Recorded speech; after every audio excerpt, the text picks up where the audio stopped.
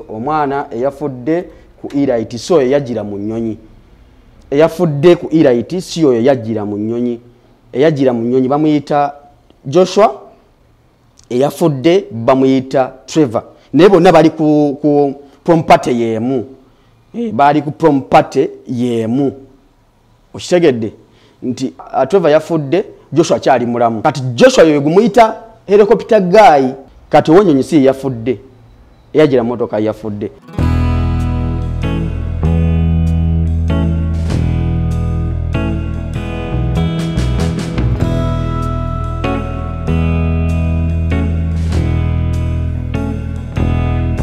Okay, mulungi atulaba ku Celebrity Truck kansubire nti oli bulungi bitambula bitya gyowangalira gyokwanira emirimu gyo egyenjawulo. Wano Uganda tukwasaganya mpala mu mbeera weewaawo tugezaako bingi bitambula amawulire gatambula mu nsonda ez'enjawulo okola kyamanyi okubanga otwekumira ku wano tuli bazita studio za Rock FM tukya setting up mu mbeera yonna tulabike nti ekintu kivaayo bulungi nnyo tukya settinga ne Celebrity Truck studio zonna tukoba tugaziya wali ensonga tubenga tuzikwasanya bulungi eyo nga tuvuddeyo waliwo amawulire agatambudde olunaku olw'eggulo ku mutimbagano galaga omwana owa Elite secondary school Elite High School ku Entebbe Road yawo kinajjukirwa nti omwaka ogwedde waliwo prom parties masomero g'enjawulo naye Elite yakola prom party eyayogeza abantu obwama buli omu yasigala yeewuunya bamu ne boogera bingi nnyo olwa essente abazadde ze bateeka mu baana wakati nga bali mu masomero n'okuteekateeka obubaga obumalako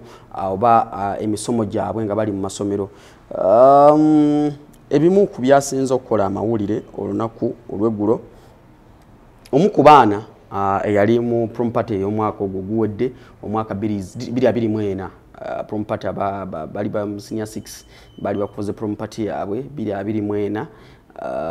omu ku bo yavudde mu bulamu bw'ensi olunaku lw'eggulo. Omukulu oyo omwana oyo yavudde mu bulamu bw'ensi amanyiddwa nga Trevor ku TikTok abadde akozesa nnyo amannya aga Trevor Mango abasinga mubadde mumugoberera yoyo muyizi abasinga ensonga lwaki nzize wano abasinga omanyi balemeddwa okwawula ku ani yafudde bwe twogera ku Elite ku ne prom party yaliwo twalaba omwana yajjira mu nnyonyi yajjira mu nnyonyi eyayogeza abantu obwama ne bagamba abazadde badiibuda ssente boonoonya abaana mu mbeera eyo. Oyo mulenzi yajjira mu nnyonyi abasinga internet gwe yabisa olunaku lw'eggulo ne bagamba nti yeyafudde of which si yeyafudde. Omuntu eyafudde yabadde muntu mulala eyafudde mulala nnyo ku ono yajjira mu nnyonyi ono yajjira mu nnyonyi erinnya lye Joshua ate yafudde nga bw'olaba ku screen awo yajjira mu nnyonyi oyo bamuyita Joshua. Bwe tugatta ebifaananyi bino ne internet gwe yabadde ebika Trevor banjawulo kindeese wano kutangazaamu internet kuba n'omwana ndowooza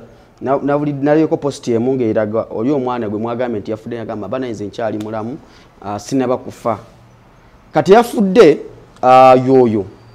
oyo ali mu kooti eya zit green ya blue chaka ya blue yali ya kooti ya blue ya green oyo ali mu kooti ya green oyo ndoze ya green oyo bwe mulabaawo oyo yafudde gwaita Trevor oba ku TikTok yayita Trevor Mango sibwe kiri ye yafudde kati ono ali mu kooti ya blue ye Joshua eyajjira mu nnyonyi. Njagala twawula abantu bano ababiri ono bw'omulaba muwanvu mukko bangambye nti abadde nnyo mu swimming era ng'atraininga ne banne swimming abadde muwuzi ne ku mutendera gwa ensi yonna nga banagamba nti abayizi aba Elite bagenze ku swimminga oyo Trevor abadde swimmer. Kati ono omulala internet gwe yawadde nnyo amaaso olw'okuba nti ekino abantu bakikozesa olw'okuba nti abayizi bano bali prom party yemu prom party yayogeza nnyo abantu era omulaba ono yali ku mmotoka wano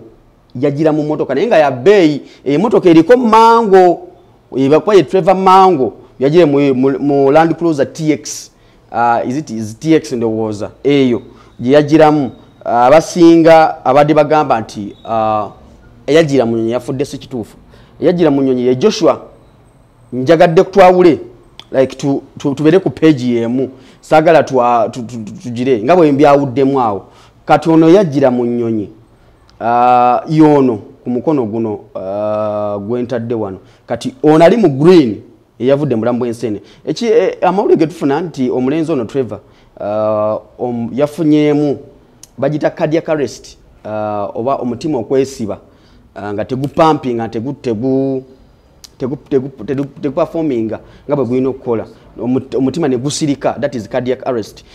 gye yafunye. Obulwadde obutera okutuukawo mu biseera ebyenjawulo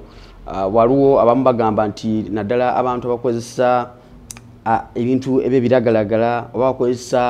abakozesa gundi abakozesa energy drinks era mwewale nnyo energy drinks ezo mbi nnyo naddala omutima gwesiba omulundi gumu abanywa zizi energy drinks ezo si nnungi. So kati omuvubuka oyo omutima gwesibye bambi yabadde yakamala senior 6 last year nga ayingira university omwaka guno omutima bwe gwasirise naye tusaba omwoyo gw'omugenzi omukama gulamuze ekisa yensonga lwaki nazze wano twawule abalenzi bano ababiri.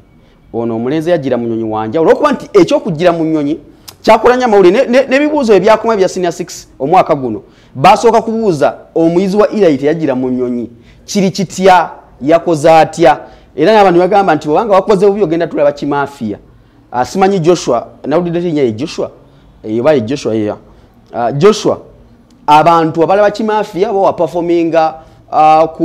kusinzira ku kye baali basuubira nti waperforminga bulungi bagamba nti okugira mu nnyonyi wagira mu nnyonyi ne performance yali etya okitegedde. So bingi byayogerwa yensonga lwaki nti newabaddewo incidence yonna ekulaga nti wali omwana eyafudde ku bayizi ba Elite basoose kulowooza ku Joshua eyagira mu namunkanga okitegedde nti Joshua abasinga gwe basoose kuteeka kwessira nti bwe tutunuulira bwe tugatta dots zino Elite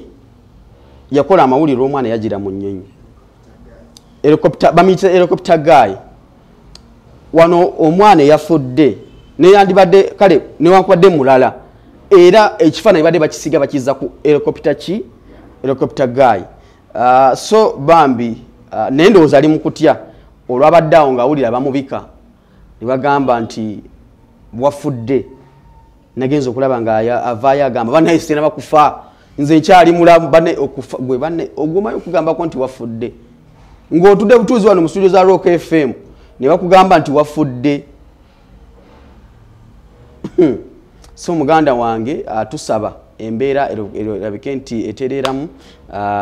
oleme kweraliikirira weewaawo tusaba ne mukwano gwo classmate wo yavudde mu bulamu bw'ensi eno omukama amulamuze ekisa mu mbeera eyo n'abayizi abasomako ne Trevor Mango nga bwamanyiddwa ku TikTok omukama amulamuze ekisa n'abayizi mukama katonda abagumye n'abayizi ba Elite mwene okutwalira ne staff ne management ya Elite High School Entebbe Road omukama abagumye ne family y'omugenzi tusaba omukama yongere okubagumya mu kaseera kano akazibu. Okuviibwako omwana mu kaseera kano si kyangu okuviibwako omwana mu kaseera kano si kyangu okitegedde okuviibwako omwana mu kaseera kano tekiba kyangu mu mbeera eyo oyo omwana eyafudde mulala ddala akwoyo kubadde babika. So embeera bwetyo bweri anti wano obeerako ku Rock FM noba ng'owuliriza ensonga. So omwana eyafudde ku Elite so eyagira mu nnyonyi eyafudde ku Elite si oyo yagira mu nnyonyi eyagira mu nnyonyi bamuyita Joshua eyafudde bamuyita Trevor naye bonna bali ku prompate yemu bali ku prompate yemu okitegedde nti Trevor yafudde Joshua kyali mulamu kati Joshua yoyo gumuyita helicopter guy oba ntegerekeka